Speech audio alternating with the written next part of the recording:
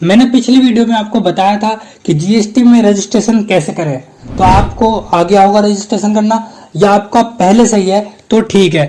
और आगे जो है आप रिटर्न कैसे फाइल करें, यानी कि अगर आपका जीएसटी आ चुका है तो खुद से रिटर्न कैसे फाइल करें, तो मैं इस वीडियो में बताने वाला हूँ कि जीएसटी में रिटर्न कैसे फाइल करें। तो आज की वीडियो में हम सीखने वाले हैं कि GSTR-1 कैसे फाइल करें, GSTR-1 कैसे फाइल करें। उसके बाद जो है अगली वीडियो में आपको बताऊंगा कि GSTR-3 भी कैसे फाइल करें। ठीक है, तो आपको एक एक पॉइंट को देखना, वीडियो को स्किप बिल्कुल ना करें। ठीक है, तो चलिए इसके अंदर मैं GSTR-1 सिखाऊंगा कि कैसे भरना है, लाइव दिखाऊंगा, डेमो दिखाऊंगा लाइव बिल्कुल। और इसके अंदर GSTR-1 के अंदर ये B2B क्या है, B2C क्या है, B2C लार्ज क्या है, B2C स्मॉल क्या है, LUT क्या है, नील रेट क्या है, डेबिट नोट क्या है, HSN वाइज समरी क्या है, ये सारे कुछ मैं इस पोर्टल पे बताऊंगा। यानी कि जब हम GSTR-1 में आएंगे तो उसके अंदर ये सारे कॉलम आपको मिलेंगे। तो उसके अंदर ये कॉलम मिलेंगे तो कैसे भरना है ये मैं आपको इस वीडियो में बताने वाला हूँ। तो चलिए वीडियो को शुरू करते हैं। वीडियो को शुरू करने से पहले अगर आप चैनल पर नए हैं तो चैनल को जरूर सब्सक्राइब कर लें, शेयर कर दें, लाइक कर दें। तो चलिए चलते हैं कंप्यूटर स्क्रीन पर। रिटर्न फाइल करने के लिए आपको gst.gov.in पर आना होगा और यहाँ पर लॉगिन पर क्लिक करना होगा। लॉगिन पर क्लिक करने के बाद आपको यूजर आईडी और पासवर्ड डालकर लॉगिन कर लेना है। इस तरीके से आपके पास एक इंटरफेस होगा। इसके बाद आप देख सकते हैं कि कौन से महीने का जीएसटी रिटर्न फाइल करना है और कौन से फॉर्म फाइल करने के क्या ड्यू डेट है। ठीक है, वो आप देख सकते हैं। और यहाँ पर जीएसटी रिटर्न आप क्वार्टरली और मंथली भी कर सकते हैं। मैंने यहाँ पर मंथली कर रखा है, तो आप यहाँ पर चेंज भी कर सकते हैं, क्वार्टरली में चेंज करना है या फिर मंथली में। ठीक है, यहाँ पर आप कर सकते हैं। ठीक है, आइए अब रिटर्न भरना सीखते हैं। तो मैं नीचे आता हूँ और कंटिन्यू टू डैशबोर्ड पर क्लिक करता हूँ। इसके बाद जो है फाइल रिटर्न्स पे क्लिक करेंगे और फाइल रिटर्न्स पे आपको कौन से मंथ की रिटर्न भरनी है उस पर क्लिक करेंगे और सर्च पे क्लिक कर देंगे। अब जो मैंने जनवरी महीने में, यानी कि मैंने जनवरी महीने का रिटर्न भर रहा हूँ। ठीक है, तो जनवरी महीने में जितनी भी मैंने सेल परचेज जो बिजनेस किया है उस महीने में, वो अगले 10 तारीख तक, यानी कि फरवरी के 10 तारीख तक मुझे फाइल रिटर्न करना होगा। नीचे की तरफ आएंगे, यहाँ पर आपको GSTR-1 को फाइल करना होगा। उसके बाद जो है यहाँ पर GSTR-3 भी को सबमिट करना होगा। GSTR-1 में अपनी सेल की डिटेल डालते हैं। ठीक है, यहाँ पर सेल की डिटेल फिल करनी होती है, इसी के बेस पर GSTR-3 भी तैयार होता है। और यहाँ पर आपको GSTR-3 में कुछ फिल करने की ज़रूरत नहीं होती है, आपको बस कंफर्म करके सबमिट करना होता है। अब यहाँ पर R1 भरेंगे, यानी कि GSTR-1, तो यहाँ पर ऑफलाइन भी भर सकते हैं जेसन फाइल से, और यहाँ ऑनलाइन भी प्रिपेयर कर सकते हैं। तो मैं ऑनलाइन प्रिपेयर करूँगा। ठीक है, यहाँ पर क्लिक करता हूँ और उसके बाद जो यहाँ पर नील GST कैसे भरनी है, ये SMS के द्वारा भर सकते हैं। तो अगर आपको SMS के द्वारा भरना है तो नील, तो आप हमें कमेंट करें, मैं वो भी वीडियो बना दूंगा SMS के द्वारा कैसे भरते हैं। ठीक है, अब यहाँ पर आपको सेल्स का रिकॉर्ड ऐड करना है, जो भी आपने सेल्स किया है यहाँ पर रिकॉर्ड आएगा। तो पहला कॉलम में आएगा B2B, यानी बिजनेस टू बिजनेस आपने माल बेचा है, तो यहाँ पर आएगा उसका रिकॉर्ड। और दूसरा कॉलम जो है B2C, यानी कि B2C लार्ज है, 5A कॉलम यहाँ लिखा हुआ है। तो B2C लार्ज में 2.5 लाख से ज़्यादा की जो इनवॉइस है उसका रिकॉर्ड यहाँ पर है। उसके बाद दोस्तों यहाँ पर एक और B2C है अदर, तो यहाँ पर उस बिजनेस टू कंज्यूमर वाला बिल आएगा जो कि 2.5 लाख से कम वाला इनवॉइस है। ठीक है, यहाँ पर आ जाएगा। इस कॉलम में यानी कि 6A में एक्सपोर्ट इनवॉइसेस वाले डिटेल आएंगे, जो कि कंट्री के बाहर जो भी माल आप प्रोवाइड करते हैं, सप्लाई करते हैं या फिर सर्विसेज देते हैं, वो वाली डिटेल यहाँ पर आएगी। अगर आपका कोई यूट्यूब से पैसा आ रहा है या डॉलर आ रहा है, उसकी भी डिटेल यहाँ पर आएगी। ठीक है, तो यहाँ पर उससे पहले आपको LUT फाइल करनी पड़ेगी और इस पर कोई GST नहीं देना पड़ेगा। ठीक है, LUT कैसे फाइल करें वीडियो के लास्ट में मैं बता दूंगा। तो चलिए दूसरा कॉलम देखते हैं, 8A 8B 8C, ये नील रिलेटेड वाले यहाँ पर बिल आएंगे, जो कि नील रिलेटेड या एग्जेम्प्टेड है वाले बिल यहाँ पर आएंगे। ठीक है, उसका रिकॉर्ड यहाँ पर होगा। और यहाँ पर क्रेडिट नोट वाले और डेबिट नोट वाले रिकॉर्ड होंगे, रजिस्टर्ड वाले यहाँ पर डेबिट नोट और क्रेडिट नोट होंगे, वाले जो अनरजिस्टर्ड है। और यहाँ पर HSN वाइज समरी रिकॉर्ड करनी होगी।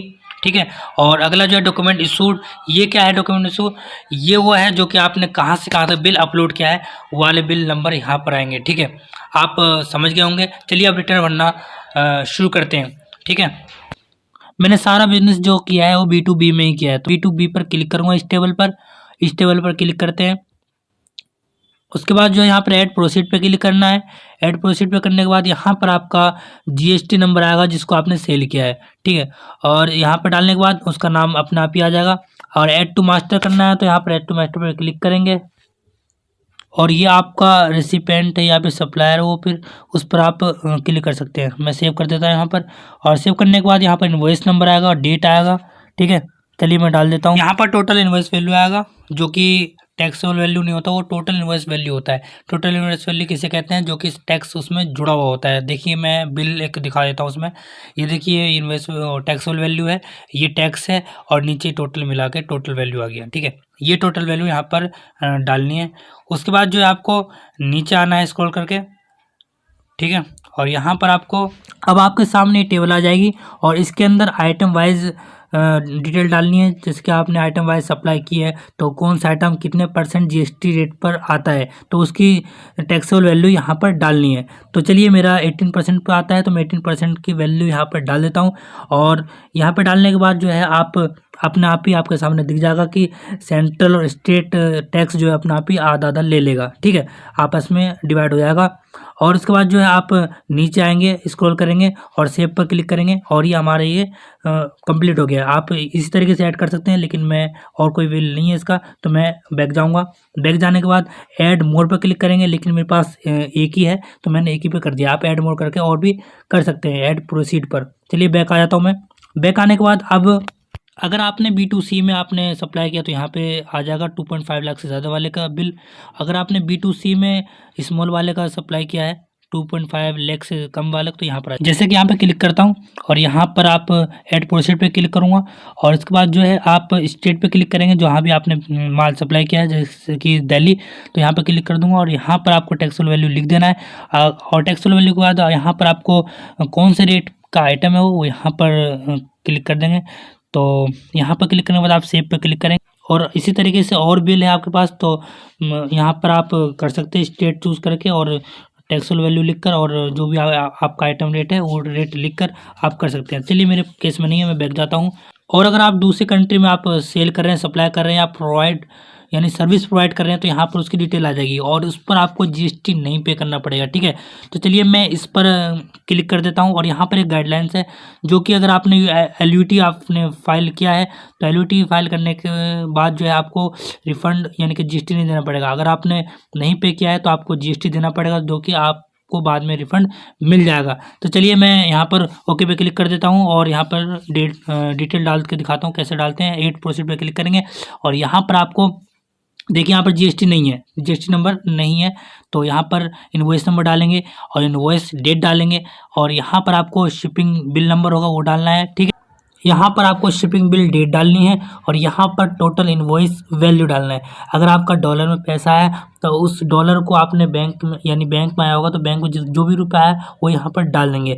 और यहाँ पर डालने के बाद आप जस्ट नीचे आएंगे जीएसटी पेमेंट पर और यहाँ पर आपको पेमेंट टैक्स के द्वारा करना है, फिर विदाउट टैक्स। अगर आपने LUT फाइल किया है तो आप विदाउट टैक्स के द्वारा यहाँ पर पेमेंट करेंगे, तो विदाउट पेमेंट ऑफ टैक्स पर क्लिक करेंगे और यहाँ पर नीचे की तरफ आएंगे और 0 रेट पर अपना वो टैक्स वैल्यू लिख देंगे। ठीक है, उसके बाद जो है आप सबसे नीचे आएंगे, सेव पर क्लिक करेंगे। इसके बाद और डिटेल है आपके पास तो डाल सकते हैं। चलिए मैं यहाँ पर बैक आता हूँ और बैक आने के बाद यहाँ पर और डिटेल डाल सकते हैं ऐड प्रोसीड पर। चलिए और नहीं है मेरे पास तो मैं यहाँ पर बैक आता हूँ। अब यहाँ पर HSN वाइज समरी डालनी है। ठीक है, तो मैं यहाँ पर HSN वाइज समरी डालता हूँ और यहाँ पर आपको HSN पे क्लिक करना है और यहाँ पर HSN डालना है और डालने के बाद यहाँ पर डिस्क्रिप्शन अपने आप ही आ जाएगा। डिस्क्रिप्शन में देखा अपने आप ही आ गया और यहाँ पर टोटल टैक्स वैल्यू डालनी है। और इसके बाद जो आप यहाँ पर सेलेक्ट करेंगे रेट, कौन से रेट पर ये जीएसटी रेट पर इस सेल हुआ है, तो यहाँ पर जो भी रेट है यहाँ पर डाल देता हूँ। और यहाँ पर आपको मास्टर ऐड कर लेना है, प्रोडक्ट नेम डालना है और प्रोडक्ट नेम डालकर और सेव यहाँ पर कर देना है। और उसके बाद यहाँ पर अगर आप एक स्टेट से दूसरे स्टेट में आप सेल करें तो यहाँ पर इंटीग्रेटेड टैक्स आ जाएगा। लेकिन मेरे केस में क्या है कि मेरा जो है एक ही स्टेट में सेल हो रहा है, तो मैं सेंट्रल टैक्स और स्टेट टैक्स डाल दूंगा। ठीक है, ये मैंने दोनों टैक्स डाल दिया है, सेंट्रल स्टेट ऐड भी कर सकते हैं यहाँ पर दूसरा HSN कोड डालकर, लेकिन मेरे केस में सिर्फ एक ही है तो मैं सेव कर लेता हूँ। और सेव करने के बाद आप यहाँ पर सेव करते हैं। चलिए सेव करने के बाद आप बैक आएंगे और बैक आने के बाद देखिए यहाँ पर मेरा HSN वाइज समरी आ चुकी है। आइए अब डॉक्यूमेंट इशू पर क्लिक करते हैं और डॉक्यूमेंट ऐड करते हैं। ठीक है, तो चलिए यहाँ पर आपको डॉक्यूमेंट ऐड करना है, तो मैं ऐड डॉक्यूमेंट पर क्लिक कर देता हूँ। और यहाँ पर आपने इनवॉइस कहाँ से कहाँ तक की है, तो मैं 1 से 1 तक किया मैंने, क्योंकि एक ही मेरे पास है तो 1 से 1 तक किया है। और total number of invoice number यानी कि मेरे पास एक ही है। ठीक है, यहाँ पर कर देता हूँ कैंसिल। कितनी हुई इनवॉइस, तो मेरे पास 0, तो मैं 0 पे क्लिक कर दूंगा। उसके बाद जो है और यहाँ पर अनरजिस्टर्ड पर्सन की डिटेल आ जाएगी, यानी कि उनकी इनवॉइस की डिटेल, आपने कितनी इनवॉइस ली है।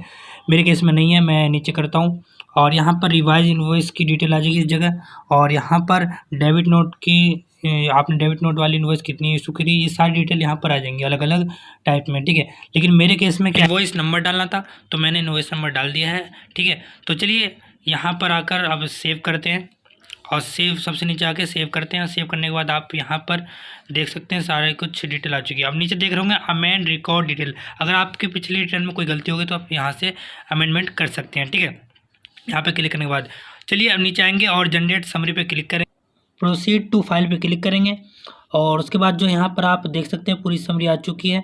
और पूरी समरी ऊपर देख सकते हैं स्टेटस में रेडी है टू फाइल, और कौन से पीरियड की, जनवरी पीरियड की। और ये आप ये भी नीचे देख सकते हैं कि आपकी टोटल इनवॉइस कितनी है, टोटल लायबिलिटी आपकी कितनी बन रही है, सारा कुछ कितना टैक्स आप पे। आइए अब फाइल स्टेटमेंट पे क्लिक करते हैं और उसके बाद जो है यहाँ पर आपको यहाँ पे कंसेंट देना है और यहाँ पर आपको फाइल विद ईवीसी कर लेने हैं। ठीक है, और उसके बाद जो है आप देखेंगे यहाँ पर ओटीपी आएगा। ओटीपी आने के बाद आप वेरीफाई करेंगे, वेरीफाई कर देंगे। ये देखिए फाइल हो चुका है और एक ARN नंबर जनरेट हो चुका है। ठीक है, आइए अब इसके बाद जो है आप बैक आएंगे और बैक आने के बाद आप देखेंगे यहाँ पर GST फाइल हो चुका है, यानी कि फिल हो गया है, रिटर्न फाइल हो चुकी है। अब इसी के बेस पर आपको 3B करना है और 3B में आपको 3B में क्या करना पड़ेगा, आपको टैक्स देना पड़ेगा। ठीक है, और आपने जो परचेज़ किया है, जो भी परचेज़ किया है उस पर आपने टैक्स जो दिया है वो टैक्स आपको 3B में माइनस हो जाएगा। ठीक है, और जो बचेगा वो आपको पे करना पड़ेगा। अब 3B जो है ये अगली वीडियो हम देखेंगे कि 3B किस तरीके से भरना है और टैक्स की पेमेंट कैसे होती है और कैसे कैसे माइनस कैसे कैसे सेटअप होता है। ठीक है, ये अगली वीडियो में देखेंगे। चलिए और अब जो देखना है हमें LUT कैसे भरते हैं। मैंने जैसे बताया था बीच में कि LUT भरना बाद में सिखाऊंगा, तो LUT भरना सीखते हैं। चलिए आपको यहाँ पर सर्विस में आना है और सर्विस में यहाँ पर आपको यूज़र सर्विस में क्लिक करना है, LUT पे क्लिक करना है। उसके बाद जो आप यहाँ पर आएंगे सिलेक्ट फाइनेंशियल ईयर, कौन से फाइनेंशियल ईयर के लिए अप्लाई करना चाहते हैं उस पर क्लिक करेंगे। या आपका पहले से LUT है तो यहाँ पर चूज़ फाइल पर क्लिक कर सकते हैं। चलिए नीचे को आते हैं और यहाँ पर ये तीनों कंसेंट देना है, इस पर क्लिक कर देना है और यहाँ पर आपके 2 गवाहों की ज़रूरत पड़ेगी, इन 2 विटनेस की ज़रूरत पड़ेगी। आप यहाँ पर दोनों विटनेस को डाल सकते हैं, कोई भी हो सकता है, आपके रिश्तेदार हो सकते हैं, कोई भी रिलेटिव हो सकता है। ठीक है, तो यहाँ पहला और यहाँ पर आपका नीचे सबसे नीचे यहाँ पर दूसरा आ जाएगा, यहाँ पर दूसरा आ जाएगा। उसके बाद जो यहाँ पर नेम सेलेक्ट करना है और यहाँ पर प्लेस डालना है और साइन विद ABC कर देना है।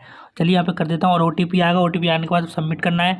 सबमिट करेंगे तो आपका LUT फाइल हो जाएगा। ठीक है, और उसके बाद जो है आप डाउनलोड कैसे करेंगे, तो यहाँ पर आएंगे सर्विस में और सर्विस में आने के बाद यूज़र सर्विस में और यहाँ पर व्यू सबमिटेड यानी व्यू सबमिट LUT, तो यहाँ पर क्लिक करेंगे और यहाँ पर क्लिक करने के बाद आपको लेटर अंडरटेकिंग क्लिक करना है और यहाँ पर फ्रॉम डेट कब अप्लाई किया आपने वो क्लिक करना है, सर्च मार देना है और यहाँ पर देखिए आ चुका है। चलिए ARN नंबर इस पर क्लिक करते हैं। क्लिक करने के बाद आप डाउनलोड कर सकते हैं। डाउनलोड करने के बाद आप इसको अपने पास रख सकते हैं। ठीक है, आज की वीडियो में मैंने बताया कि GST-R1 कैसे फाइल करते हैं।